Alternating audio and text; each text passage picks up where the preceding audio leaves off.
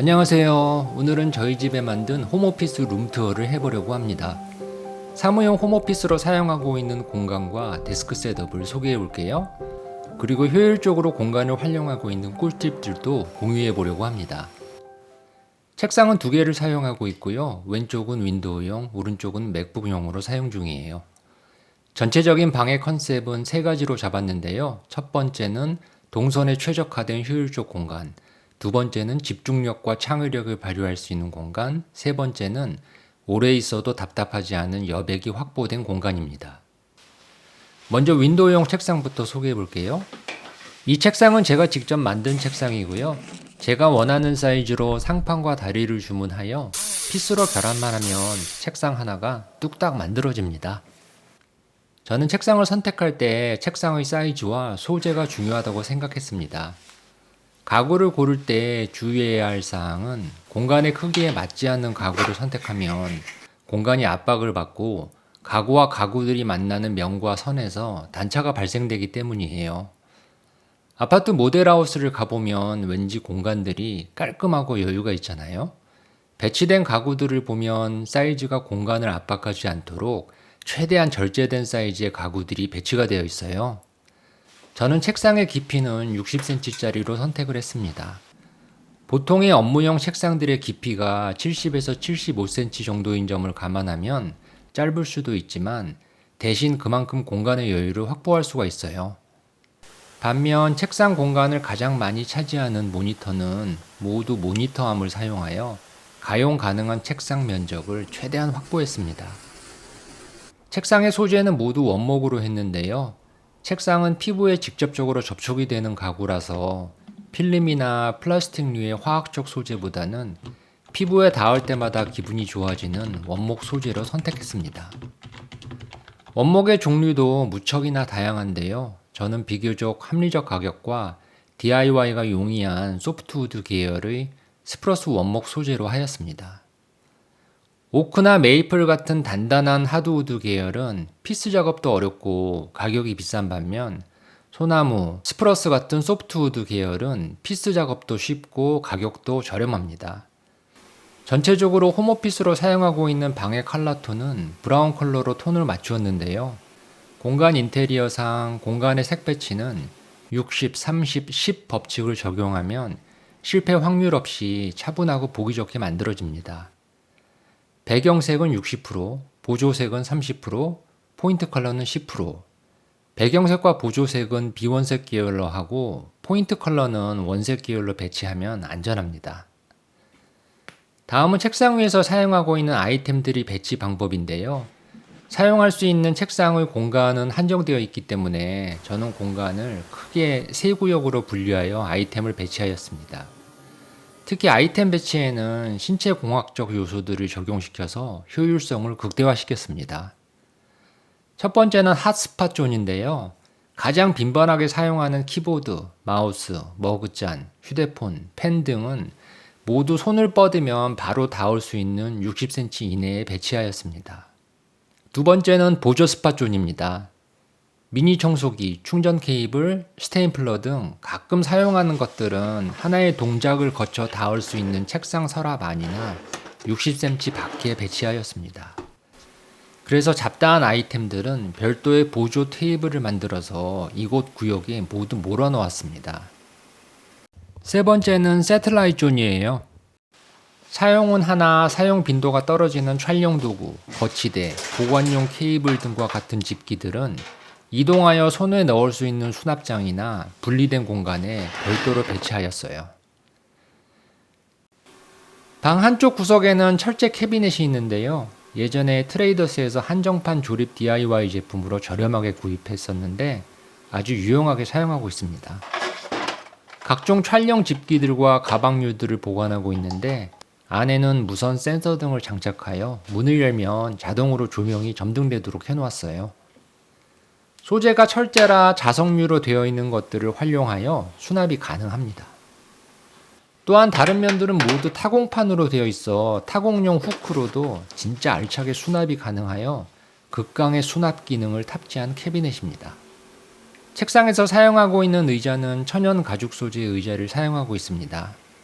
제가 퇴행성 디스크가 있어서 책상과 의자 그리고 집기들은 바른 자세를 유지할 수 있도록 높이와 거리를 확보하여 배치하였습니다. 특히 모니터와의 거리는 손을 뻗었을 때 손끝이 눈높이에서 모니터 상단에 닿을 수 있는 거리에 맞추었습니다. 윈도우존 키보드는 아콘 DX2 적축 기계식 키보드를 사용하고 있는데요. 키캡은 메탈 키캡으로 교체하였습니다. 특히 ESC 키캡에는 제 이름까지 각인이 되어 있어서 애정해 갑니다. 키보드 LED도 다양하게 적용할 수 있어 가끔 지루할 때 바꿔주면 눈뽕과 함께 즐거움을 선사해주는 데스크 퍼포먼스도 즐길 수가 있습니다. 저는 키보드에는 제법 많은 비용을 투자했는데요. 저의 루틴을 분석해보니 키보드는 저의 신체와 직접적으로 접촉하며 가장 많은 시간을 보내더라고요. 맥북 존에는 해피해킹 하이브리드 무접점 키보드를 사용하고 있습니다.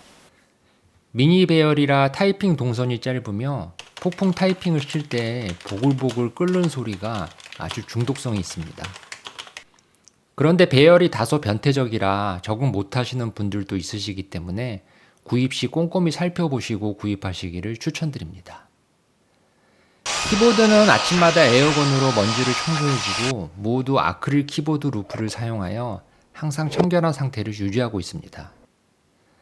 키보드 손목 받침대는 모두 제가 짜투리 원목으로 잘라서 만든 아카시아 원목 받침대를 사용하고 있습니다. 톱으로 재단하여 사포로 갈고 원목용 천연 오일을 발라 마감 처리만 해주면 되기 때문에 누구나 쉽게 만들 수 있어요. 거기다 가죽 패치만 본드로 부착해 줬더니 제법 그럴듯하게 보여집니다. 책상 위를 깔끔하게 세팅하기 위해서는 가장 중요한 것이 아무래도 성전리일 거예요. 저는 깔끔한 배선 정리를 위해 윈도우용 맥북용 책상에 2개의 썬더볼트 독을 사용하고 있습니다. 윈도우용 책상에는 칼디지 TS4, 맥북 존에는 5년 전 구입한 벨킨 썬더볼트 3를 사용하고 있습니다. 칼디짓, 벨킨 모두 안정성이 뛰어나고 시장에서는 검증된 제품이기 때문에 아직까지 발열 등 문제 없이 잘 사용하고 있는 제품들이에요. 책상 위에서 가장 눈에 거슬리는 아이템이 바로 배선이기 때문에 배선들은 최대한 매립을 시켜서 노출이 되지 않도록 처리했습니다. 심지어 키보드 케이블은 매립을 위해 눈물을 머금고 책상에 드릴로 구멍까지 뚫어서 마감 캡까지 구입하여 처리하였어요. 또한 모든 배선에는 라벨 프린터를 이용하여 찾기 쉽게 스티커를 부착해 놓았어요. 윈도우존 모니터는 49인치 4K LG 울트라파인을 사용 중인데요. 장점은 작업창을 여러 개 띄워놓고 사용할 수 있는 반면에 단점은 시야각의 한계 때문에 고개를 돌리면서 사용해야 해서 목 디스크의 위험이 있을 수 있답니다. 스피커는 칸토 SYD를 사용하고 있는데 지금은 단종이 되어 나오질 않습니다. 원래는 가로로 사용해야 하는데 책상 위 공간 확보 때문에 세워서 사용하고 있습니다. 음질은 아무래도 눕혀서 사용 시보다 공간감은 떨어지지만 허용 가능한 수준이에요. 휴대폰 거치대는 다양하게 사용해 봤는데요. 저는 그 중에 가장 저렴한 액토 휴대폰 거치대를 사용하고 있습니다. 이 거치대의 최대 장점은 휴대폰뿐만 아니라 12.9인치 아이패드도 바로 올려서 사용할 수가 있어서 다양하게 활용이 가능합니다.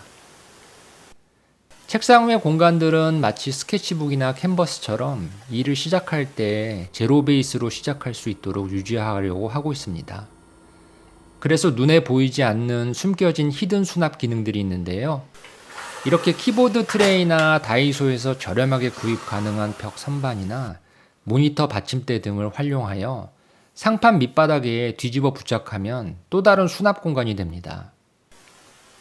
맥북 존은 M1 맥북 프로 맥스 14인치와 외장 모니터는 5K 스튜디오 디스플레이를 사용하고 있습니다.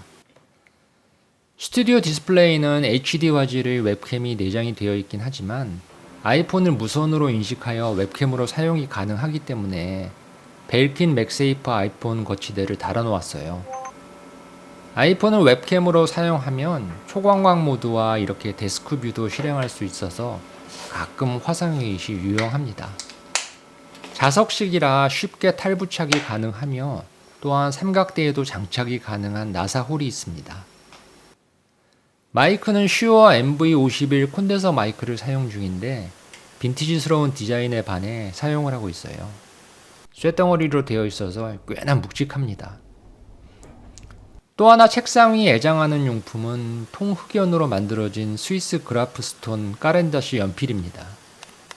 주 필기도구는 아이패드 굿노트와 애플 펜슬을 사용하지만 가끔 무지 종이 노트에 아날로그 느낌으로 연필 글씨를 쓰면 기분이 좋아집니다. 책상에 아이템들을 배치할 때 시각적으로 거슬림 없이 배치하는 팁인데요.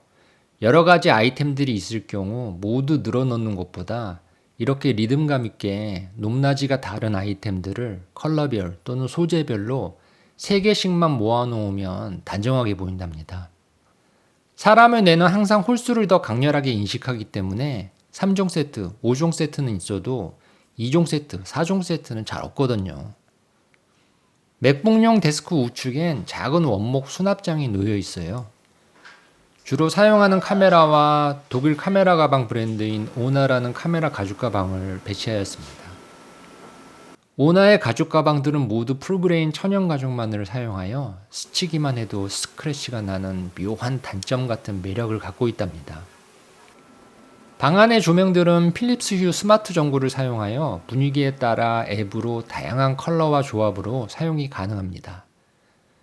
조명의 색온도는 크게는 전구색과 주광색 두 가지로 분류가 되는데요. 호텔이나 카페, 다이닝 레스토랑 등 인테리어나 장식용처럼 고급스러운 분위기의 조명은 대부분 전구색 간접광을 사용합니다. 반면 주광색 조명은 지루함을 덜 주기 때문에 학교나 강의실, 병원, 편의점 등에서 많이 사용을 하죠. 스마트 조명은 무수히 많은 장면 갤러리를 앱에서 선택하여 사용이 가능하기에 분위기에 따라 적절한 조명으로 공간을 연출하고 있습니다. 반대편 데스크는 저의 집사람 데스크인데 집사람은 방 안은 답답하기에 사용을 잘 안하고 거실 다이닝 테이블을 주로 사용을 하기에 비어 있습니다. 이 책상과 의자도 모두 신혼초에 장만한 20년 이상 된 빈티지 가구들이고 디테일이 살아있어 애장하는 가구들입니다. 베란다 공간에는 저희 집안 구조상 어쩔 수 없이 건조기가 있는데요. 한쪽 벽면은 타공판을 부착하여 디지털 기기의 모든 케이블을 색상별로 분리하여 이곳에 한 방에 모아 수납을 해두었습니다. 그리고 작은 미니 화분들을 놓아서 건조한 느낌들은 초록초록한 느낌으로 완화시켜 주었어요. 오늘 영상은 여기까지 저희 홈오피스 공간을 소개해 드렸는데요. 다음 영상에서는 다른 공간들도 소개해 보도록 하겠습니다. 영상이 도움이 되셨다면 구독과 좋아요도 부탁드릴게요. 끝까지 영상 봐주셔서 감사합니다.